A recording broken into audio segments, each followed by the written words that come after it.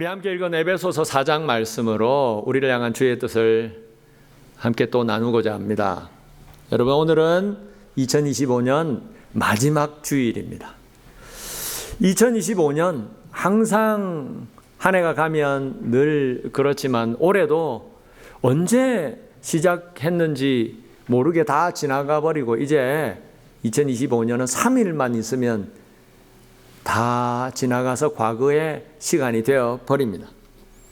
여러분, 2025년 올 한 해 어떠셨습니까? 올해 한 해 보내면서 정말 가장 좋았던 것은 무엇이었습니까?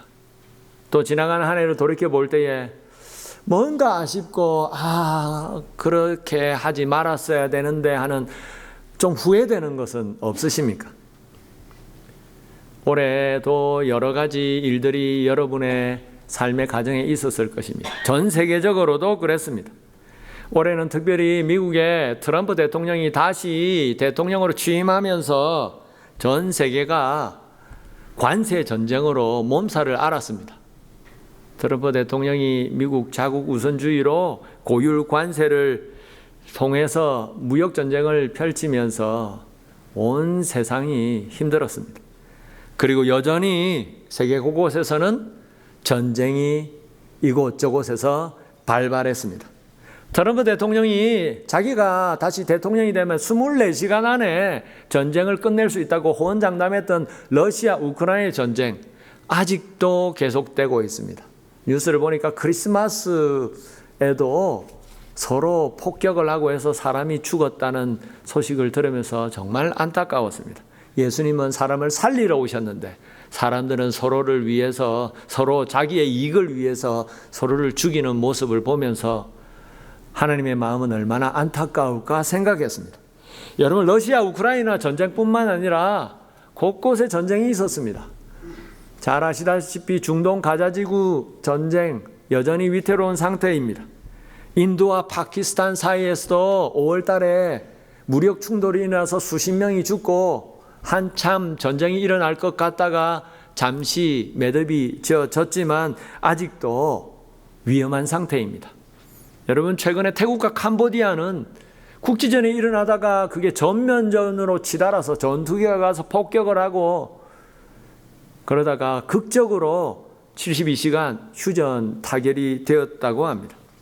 그 외에도 우리가 다 알지 못하지만 세계 곳곳에 크고 작은 싸움들, 전쟁들이 지금도 일어나고 있습니다. 여러분, 전쟁은 사람이 겪을 수 있는 최악의 상황입니다. 일단 전쟁이 일어나면 우리가 죽든지 상대편이 죽든지 누군가는 죽게 되는 것이 전쟁인 것입니다. 그래서 할 수만 있으면 전쟁이 일어나지 않도록 막아야 합니다. 여러분, 그런데 왜 그렇게 자기가 죽을 수도 있는 전쟁을 사람들은 일으킬까요? 왜 그렇게 싸울까요? 마음이 안 맞기 때문입니다. 마음이 안 맞는 걸 넘어서서 서로 불편하고 서로 피해를 주고 그러다 보니까 나중에는 참다 못해 다투고 싸우고 분쟁이 일어나고 전쟁이 발발하는 것입니다. 여러분, 그런데 믿음의 공동체라고 하는 교회 안에도 그렇습니다. 여러분, 교회가 무엇입니까? 하나님의 사랑으로 믿음으로 구원받아서 하나님의 사랑을 나누며 한 마음으로 이 땅을 살아가는 신앙 공동체가 교회입니다. 여러분, 그런데 교회 안에 들어와서 함께 신앙생활을 하다 보면 다 서로가 마음이 맞는 사람만 있는 게 아니고 서로 마음이 안 맞는 사람도 있고 서로 나랑 안 맞고 서로 불편한 사람들이 있습니다. 어디 교회나 다 있습니다. 그러다 보니까 교회에서도 수시로 문제가 생깁니다. 2000년 전에 초대교회도 그랬습니다. 예수님의 직속 제자였던 베드로, 야고보, 요한, 사도 바울이 사역했던 사도행전에 나오는 엄청난 기적들이 일어났던 그 시대에도 그때의 그 교회에도 문제가 있었습니다. 예수님이 하늘로 올라가신 이후에 하나님의 거룩한 영 성령을 받아서 엄청난 하나님의 능력과 기적을 보여주면서 복음이 전해지고 수많은 사람들이 하나님 앞으로 회개하고 돌아왔던 그 예루살렘 초대교회 이후에 곳곳에 세워졌던 교회들마다 문제가 있었습니다. 그래서 사도 바울은 각 지역마다 지방마다 세워진 교회에 그 교회들을 위해서 그 성도들을 위해서 기도하면서 하나님의 말씀을 받아 편지로 적어 보낼 때에 그 편지글마다 꼭 빠지지 않는 것이 있다면 너희는 주 안에서 서로 다투지 말고 싸우지 말고 사랑하고 하나 되라는 말씀을 꼭 기록해 보냈습니다. 여러분 사실 초대교회 2000년 전 그 당시는 지금 우리가 살고 있는 이 시대보다도 더 어렵고 힘든 시대였습니다. 오늘 우리가 살고 있는 이 시대는 모든 사람들이 법 앞에 평등한 민주주의 사회를 살아가는 시대입니다. 하지만 2000년 전에는 왕족도 있었고 귀족도 있었고 평민도 있었고 사람 취급받지 못하는 노예도 있는 아주 계층이 뚜렷한 계급 사회였습니다.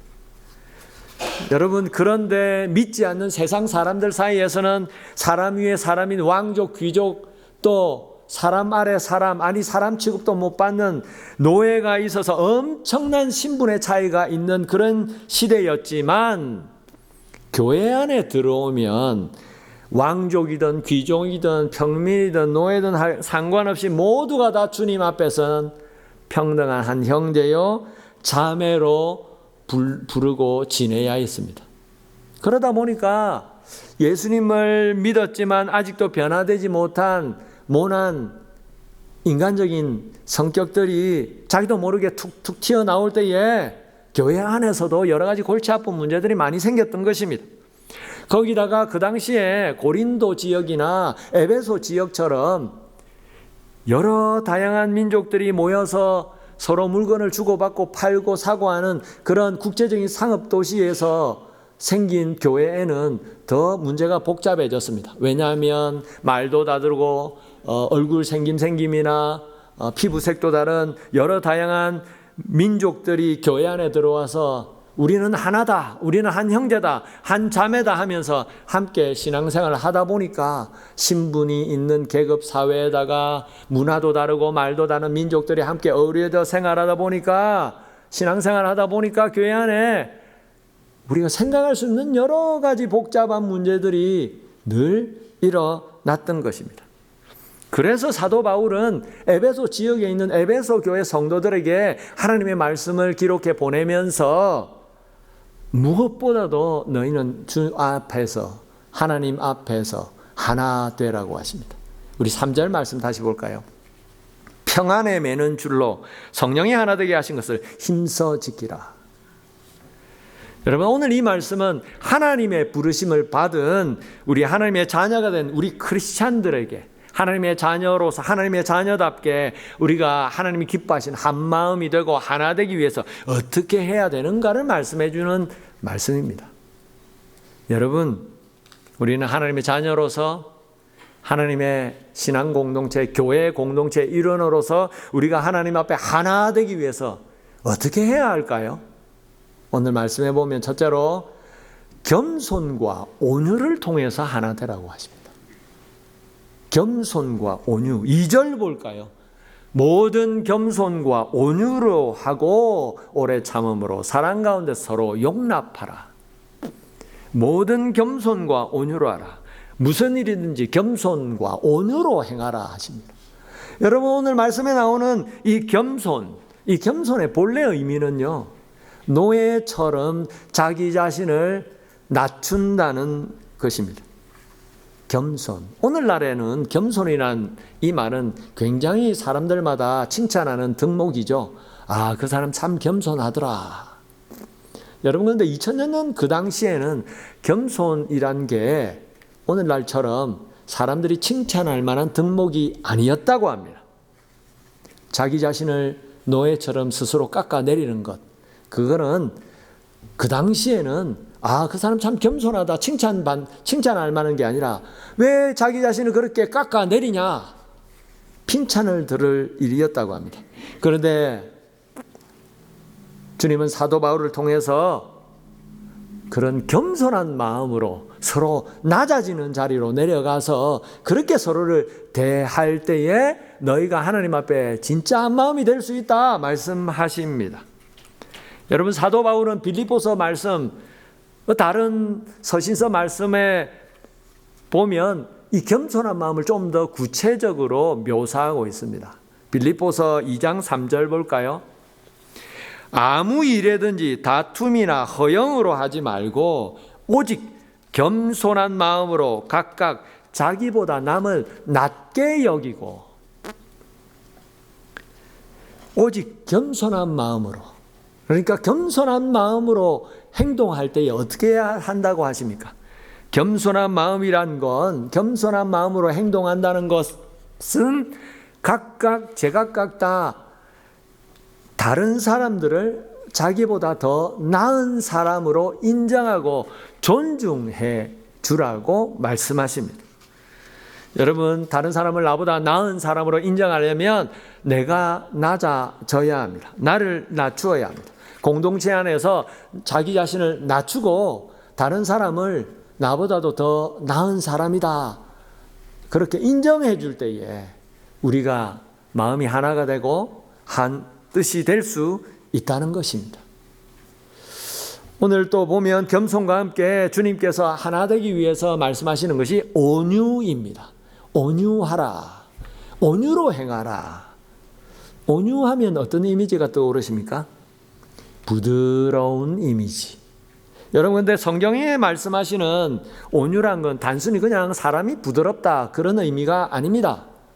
성경에서 말씀하시는 온유는요, 그 사람 참 똑똑하고 그 사람은 권세가 있고 권력이 있고 힘이 있고 모든 사람들을 좌지우지할 수 있는 능력이 있지만 스스로 그 똑똑한 지식을 자제하고 그 힘을 절제하고 참고 나보다 약하고 나보다 못난 사람이라도 정중하게 그를 인격적으로 존중해 줄 아는 것, 그게 온유라고 합니다.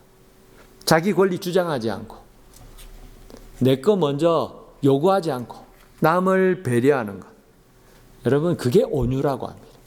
그렇게 다른 사람들에서 온유하게 행할 때에 하나 된다는 것입니다. 그래서 온유는 겸손과 항상 짝을 이루어서 나옵니다. 겸손과 온유로 행하라. 여러분, 오늘 주님이 우리에게 말씀하시는 것, 너희가 이제 한 아버지 되신 하나님의 자녀가 되었느냐? 그러면 너희가 하나 되라. 어떻게? 겸손과 온유로 행하여서 하나 되라고 말씀하십니다. 여러분, 자녀가 있는 부모님들은 항상 자식들에게 가장 원하는 것, 형제들이 함께 우애 있게 지내는 것을 가장 원하죠. 마음이 하나가 되고 한 뜻이 되고 그렇게 한 마음이 되어서 잘 지내는 것을 부모님들은 자식들에게 무엇보다도 원합니다. 하나님 아버지께서도 마찬가지입니다. 믿음으로 하나님의 자녀가 된 우리에게 하나님 아버지께서 가장 원하시는 것, 우리가 하나님 앞에서 하나님의 사랑으로 서로 사랑하고 하나 되는 것을 하나님은 원하시는 것입니다. 그래서 하나님은 사도 바울 같은 주님의 제자들을, 사도들을 통해서 하나님의 말씀을 기록해 보낼 때에 주 안에서 하나 되라고 말씀하십니다. 한 마음이 되고 한 뜻이 되라고 말씀하십니다. 어떻게 해요? 겸손하고 온유하게 서로를 대함으로 하나 되라고 하시는 것입니다. 여러분, 우리가 하나님 앞에서 하나 되기 위해서 우리는 그래서 예수님을 바라봐야 됩니다. 왜냐하면 예수님은 겸손과 온유의 절정이셨기 때문입니다. 여러분, 예수님이 누구십니까? 하나님의 아들이십니다. 하나님의 아들이라는 건 하나님과 똑같은 존재라는 말입니다. 예수님께서 유대인들 앞에서, 유대 종교 지도자들 앞에서 왜 핍박을 받으셨습니까? 자기가 하나님의 아들이라고 말씀하셨기 때문입니다. 하나님을 아버지라 부르고 자기 자신을 하나님의 아들이라고 말씀하셨기 때문에 유대 종교 지도자들은 감히 네가 누구길래, 아무리 죽은 사람을 살리는 능력을 가진 사람이라고 하지만 감히 네가 누구길래 하나님을 아버지라 부르느냐, 분노했던 것입니다. 여러분, 주님은 하나님의 아들이십니다. 그래서 하나님과 똑같은 분이십니다. 다르게 얘기하면 예수님은 하나님 그분이십니다. 그래서 세상 모든 것을 좌지우지하실 수 있는 분이십니다. 그런 권세를 가지신 하나님이신 예수님이셨지만 성부 하나님 아버지의 뜻에 순종하셔서 스스로 인간의 몸을 입고 이 땅에 오셔서 십자가에서 우리 모든 죄를 위해서 죽어 주신 것입니다. 그렇게 겸손하게 자신을 낮추고 종의 길을 걸어 가셨습니다. 그래서 사도 바울을 통해서 하나님은 우리에게 그 예수님의 마음을 본받으라고 말씀합니다. 빌립보서 2장 5절부터 8절 말씀 뜻을 생각하면서 한번 볼까요? 너희 안에 이 마음을 품으라. 곧 그리스도 예수의 마음이니 그는 근본 하나님의 본체시나 하나님과 동등됨을 취할 것으로 여기지 아니하시고 7절 오히려 자기를 비워 종의 형체를 가지사 사람들과 같이 되셨고 8절 사람의 모양으로 나타나사 자기를 낮추시고 죽기까지 복종하셨으니 곧 십자가에 죽으심이라. 아멘.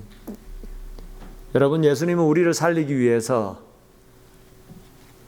겸손하게 가장 낮은 자리로 내려오셨습니다.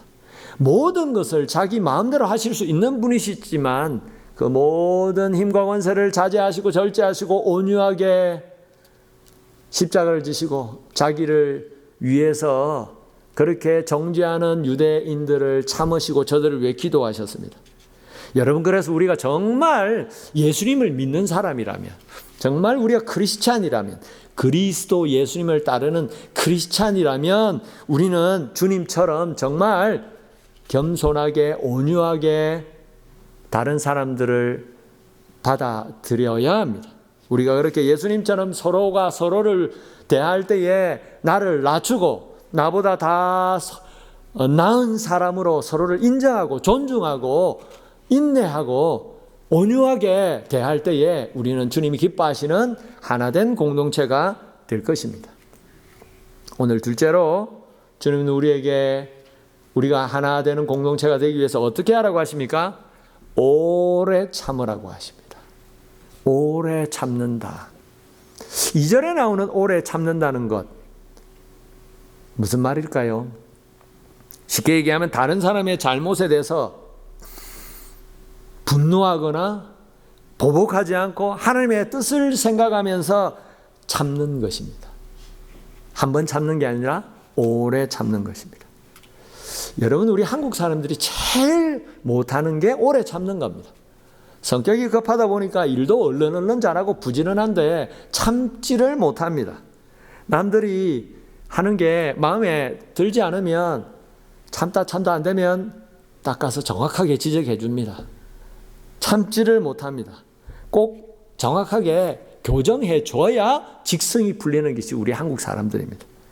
여러분, 그런데 성경에 보면 사랑은 오래 참는 거라고 했습니다. 고린도전서에 보면 사랑이 뭔지에 대해서 쭉 나오지 않습니까? 사랑은 무엇이고 사랑은 무엇이고 사랑은 무엇이고. 그런데 사랑이 뭔지 나오는 얘기에 맨 처음에 나오는 게 무엇인 줄 아십니까? 사랑은 언제나 오래 참는 것이라고 말씀하십니다.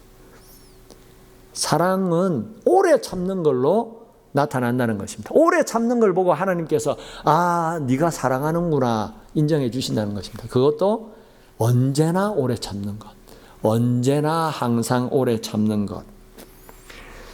여러분, 오래 참지 못하면 일을 그르칠 때가 많습니다. 참다 그냥 참지 못하고 당장 행동을 옮겨버리다 보면 오해가 생길 때가 많습니다. 나는 그렇게 하려고 그런 마음으로 그런 의도로 행한 게 아닌데 급해서 그냥 막 이렇게 해버리다 보니까 오해가 될 때가 있습니다. 여러분, 세상에서는 그렇습니다. 세상은 참지 않습니다. 조그만 실수해도 그걸로 끝이 날 때가 있습니다. 직장에서 한 번 실수를 했는데 해고되는 경우가 있습니다. 세상은 조그만 실수도 넘어가지 않습니다. 하지만 교회는 그렇지 않습니다. 교회는 그렇게 하면 안 됩니다. 왜냐하면 주님께서 우리에게 먼저 오래 우리를 참아 주셨기 때문입니다. 주님께서 참으셨기 때문입니다. 로마서 5장 8절 볼까요? 우리가 아직 죄인 되었을 때에 그리스도께서 우리를 위해 죽으심으로 하나님께서 우리에게 대한 자기의 사랑을 확정하셨느니라. 우리가 아직 죄인 되었을 때, 죄인지 죄가 아닌지, 우리가 하고 있는 게 잘못인지 잘못이 아닌지도 모르고, 하나님이 있는지 없는지, 천국이 지옥이 있는지 없는지도 모르고 그냥 우리 마음대로 죄 지으면서 살아갈 때에, 회개하지도 않고 내 마음대로 살 바로 그때에 주님께서는 우리 죄를 위해서 우리 대신 십자가에서 죽어주시고, 그렇게 우리가 돌아올 때까지 오래 참아 기다리셔서 우리를 구원해 주셨다고 말씀하십니다. 그런 주님의 오래 참으심의 은혜로 우리가 구원을 받았기 때문에 이제 우리도 주님처럼 오래 참아야 하는 것입니다. 어떤 마음으로요? 하나님의 뜻을 생각하면서, 나랑 맞지 않는 사람, 나를 불편하게 하는 사람, 나를 힘들게 하는 사람,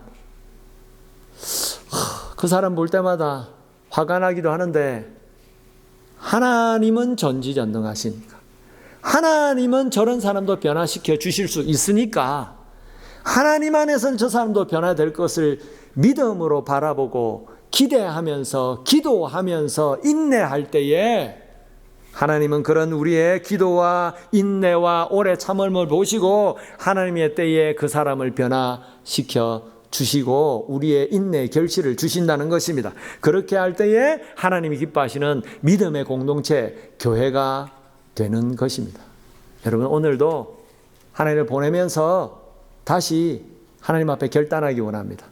하나님 앞에 정말 오래 참고 기도하여서 우리가 한 마음이 되어 주님이 기뻐하시는 교회를 이루리라 결단하는 저와 여러분 되시기 바랍니다.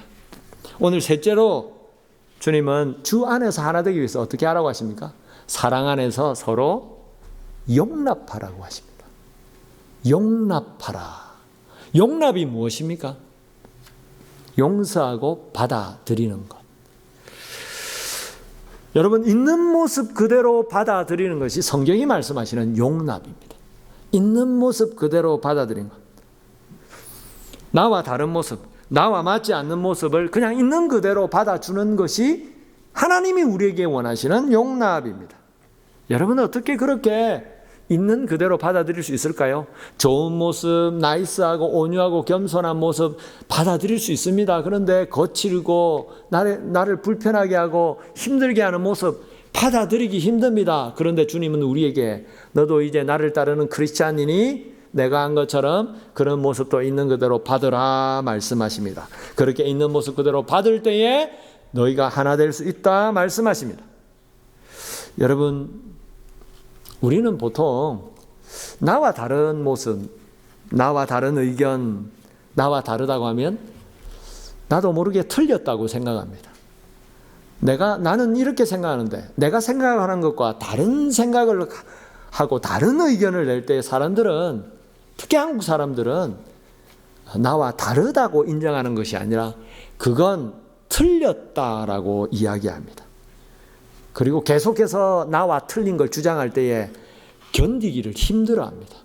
그래서 나중에 싸우려고 합니다. 여러분, 하나님 앞에서 나와 다른 것이 있다는 것을 인정해야 합니다. 나와 다른 생각을 할 수 있고, 나와 다른 의견을 가질 수 있고, 나와 다른 마음을 가질 수 있다는 것을 인정하고, 혹 그것이 성경에 맞지 않는 잘못된 것이라면 내가 지적해 주기 전에 먼저 기도하면서 나갈 때에 하나님은 서로 다른 의견을 가진 우리를 하나 되게 해 주실 것입니다. 말씀을 맺겠습니다. 예수님은 주님을 믿고 하나가 된 우리에게 이미 하나가 되었다고 말씀하십니다. 3절 말씀 다시 한 번 더 자세히 볼까요? 평안에 매는 줄로 성령이 하나 되게 하신 것을 힘써 지키라. 오늘 3절 말씀 자세히 보면 하나님께서 우리에게 하나 되라 말씀하시지 않고 성령이 이미 하나 되게 하신 것을 힘써 지키라고 말씀하십니다. 여러분, 오늘 주님의 말씀대로 우리는 이미 하나가 되었습니다. 믿음 안에서 한 가족이 되었습니다. 믿음으로 하나님을 아버지라 부르는 다른 사람 아버지라 부르는 것이 아니라 같은 하나님을 믿고 그분을 하나님이라고 부르는 아버지라고 부르는 우리 모두가 한 가족이 된 것입니다. 여러분들은 여러분 옆에 있는 성도들을 어떻게 생각하십니까? 그냥 교회 같이 다니는 사람, 누가 밖에 나가서 지나가다가 우리 교회 같이 다니는 성도님들 보면 인사할 때 옆에 사람이 저 사람 누구지? 누구냐고 물어보면 그냥 뭐 우리 교회 같이 다니는 사람이야. 그 정도 생각하십니까? 아니면 주일이면 교회에서 만날 수 있는 속마음을 좀 털어놓을 수 있는 친한 믿음의 이웃 정도로 생각하십니까?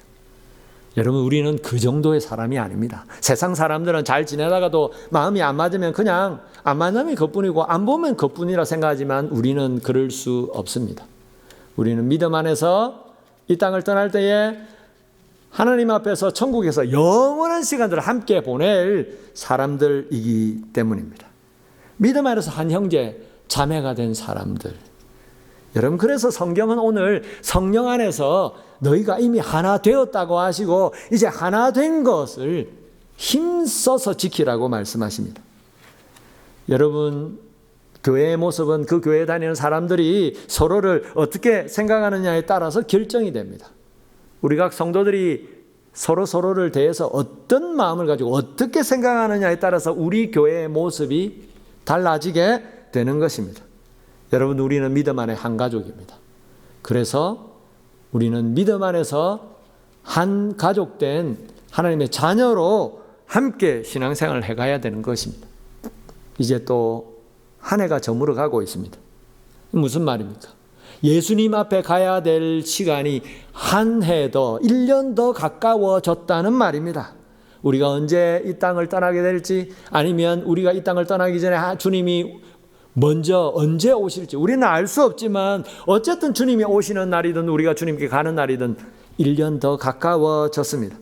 우리가 다시 한 해를 보내면서 주님의 이 말씀을 마음에 되새기고 서로를 향해서 겸손과 온유로 다른 사람을 나보다 더 나은 사람으로 인정하고 존중해주고 나와 맞지 않는 사람, 나를 불편하게 하는 사람이라 할지라도 주님께서 저 사람 언젠가는 변화시켜 주실 것이라는 소망과 기대를 가지고 그 사람을 위해서 기도하면서 있는 모습 그대로 받아들이면서 나갈 때에 주님이 기뻐하시는 우리의 믿음의 삶, 우리 교회가 될 줄 믿습니다. 오늘도 그렇게 겸손과 온유로 사랑 안에서 서로 용납함으로 하나님이 기뻐하시는 진정한 믿음의 공동체 교회를 새해에도 함께 이루어가는 저와 여러분 되기를 축원합니다.